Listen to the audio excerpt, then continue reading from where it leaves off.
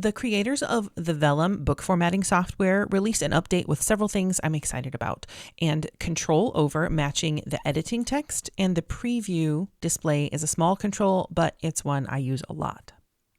In some versions of Vellum older than this September 2024 update, there's a preview shortcut where you can make the text on the left, wherever your cursor is, be matched with the print or ebook preview on the right side. This is the keystroke where you hold the command key and click the letter Y.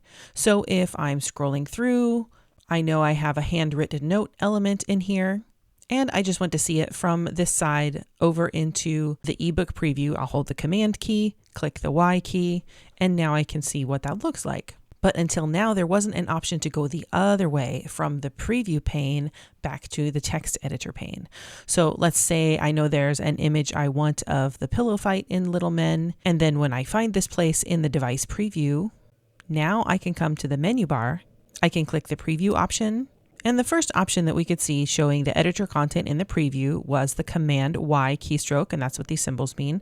But now we can go from right to left and show the preview content on the right side in the editor on the left side. Command Shift Y is what these symbols mean to the right side of this control. Or of course, it's in this menu for either one of these. And I feel like this gives us a lot more control of being able to locate the things that we need to edit or update and have them display how we want them to inside Vellum.